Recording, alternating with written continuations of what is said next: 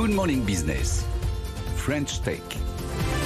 Voilà, 6h43, la French Tech, comme tous les matins, des bonnes nouvelles, des entrepreneurs, des gens qui réussissent. Et alors, voilà, une licorne ce matin, la 24e. Bonjour Nicolas Daudifray, président d'Encore Store. Bonjour. Alors, je ne sais pas si j'aurais mis 1 euro, moi, il y a 2 ans, lorsque vous êtes lancé, et pourtant j'aurais dû, puisque l'idée au départ, une plateforme, une marketplace de B2B entre des petits commerçants et des petits producteurs, petites séries, petites quantités. Bah si, ça marche. La preuve, je crois que vous avez déjà 200 000 commerçants, 15 000 industriels, fabricants qui sont mis en relation par votre plateforme. Et là, vous venez d'être valorisé avec cette levée de fonds. Plus de 1,7 milliard de dollars. Bah bravo, parce que sur le papier, une aventure sympathique, mais sans plus, en fait, c'est un magnifique succès européen. Oui, merci d'abord. C'est vrai que nous, ce qui nous fait plaisir en plus, c'est qu'on contribue à dynamiser le commerce indépendant. Et on a souvent tendance à le sous-estimer, mais le commerce indépendant, finalement, c'est plus gros qu'Amazon sur le marché. Et ces commerçants, jusqu'à présent, ils n'avaient pas de solution pour faire leurs achats facilement. Nous, en tant que consommateurs, on est habitués à très facilement avoir accès à plein de plateformes Internet. Mais ces commerçants-là n'en avaient pas. Et donc, cette idée toute simple a rempli un besoin qui était en fait énorme, sur un marché énorme lui aussi, d'où la croissance très forte que nous avons connue. Au-delà de la mise en relation pure et simple, vous leur donnez aussi des clés, vous leur facilitez la vie. Exactement, ouais, vous faites bien de le souligner, merci. On se voit vraiment comme plus qu'une marketplace. Ce qu'on veut, c'est fournir aussi un certain nombre de services à ces PME qui souvent manquent de digitalisation et de services. Donc on leur fournit des services logistiques, des services financiers, et on veut aller encore plus loin, d'où cette levée de fonds dans les services que nous leur rendons. C'est extrêmement simple de gérer et de créer un magasin. Je suis un petit commerce. Je me mets sur Encore Store et je peux acheter donc des produits auprès de 15 000 fabricants. À partir de 100 euros, je peux faire une commande. Donc ça veut dire que mon fonds de roulement il n'est pas trop grévé. Et à partir de 300 euros, la livraison est gratuite. C'est vrai que c'est extrêmement souple pour un petit commerçant.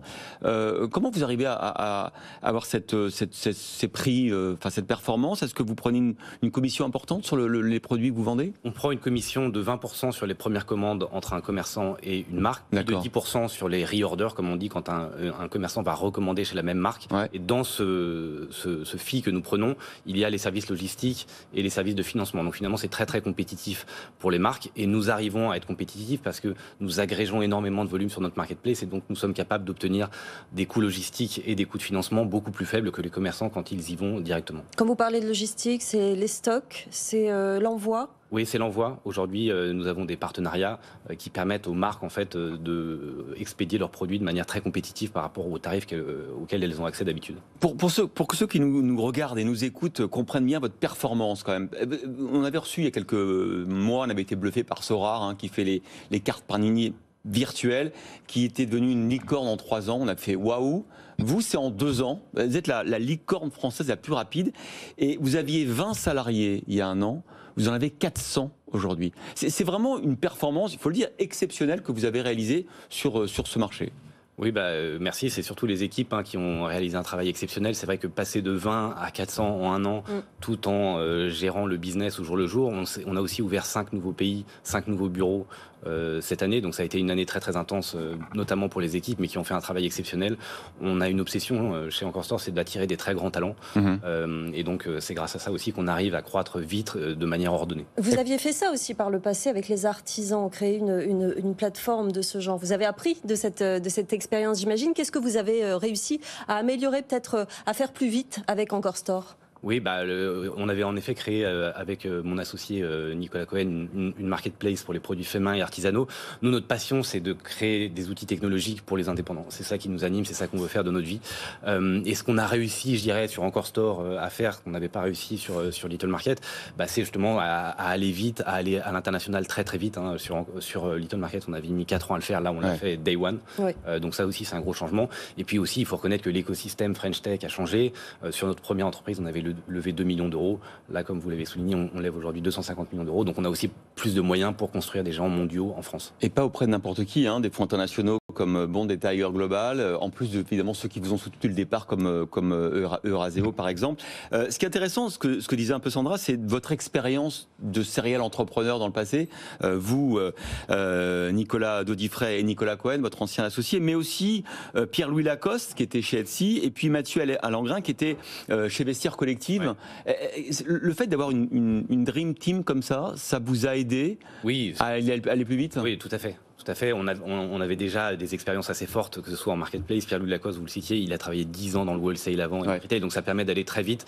On utilise toute notre expérience accumulée pour en tirer des leçons et prendre des décisions plus rapides et on espère meilleures.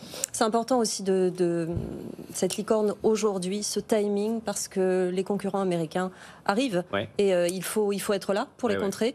Oui, tout à fait. Alors après, nous, si on est honnête, notre marché, il fait des centaines de milliards aujourd'hui. Et notre principale concurrence, ça reste encore le papier, le crayon, Excel et Word. C'est comme ça aujourd'hui que les commerçants passent l'essentiel de leurs commandes. Et donc nous, c'est cela qu'il faut faire passer. Notre obsession, c'est de les digitaliser, de les rendre plus performants, plus agiles pour qu'ils réussissent et pour qu'on crée des centaines de milliers d'emplois dans le commerce indépendant en Europe dans les années qui viennent. Est-ce que vous irez un jour justement chatouiller aussi les mollets des Américains? Est-ce que vous pourriez aller sur le marché nord-américain? Vous l'avez compris, nous on aime bien aller vite. Après, pour l'instant, on a encore une fois des centaines de milliards de marchés à aller chercher en Europe. Donc, dans les mois qui viennent, on va se focaliser sur l'Europe. Mais oui, c'est vrai qu'on aime bien aller vite et qu'on ira sans doute à un moment en dehors de l'Europe. Comment ça se passe On va beaucoup parler de petits commerces aujourd'hui, parce que d'abord on aura le président de la Fédération du commerce et de la distribution qui sera notre invité, parce que à 10h il fait ses propositions au ministre de l'économie après les assises du commerce. Votre solution, c'est une manière pour le commerce, le retail, de lutter contre le e-commerce, les géants du e-commerce. Quelles sont les autres solutions selon vous, la feuille de route des petits commerçants à qui vous proposez ces solutions? Les petits commerçants, ils ont deux problématiques. La première, c'est tout ce qui concerne les achats, la gestion de la trésorerie, la gestion des stocks. Et nous, Encore Store, on est là pour leur faciliter la vie, pour faire en sorte que ça soit extrêmement simple, pour qu'ils puissent se focaliser justement sur leur deuxième problématique, qui est de faire venir du trafic, que ce soit dans leur commerce physique ou idéalement dans leur commerce online. Nous, on a vu énormément de nos commerçants aussi développer leur activité online.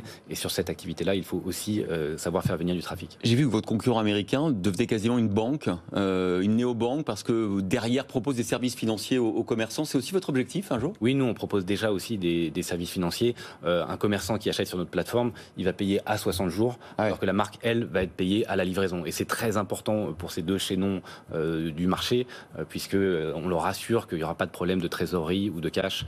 Et donc c'est en effet une dimension très très importante de notre marketplace. Merci beaucoup.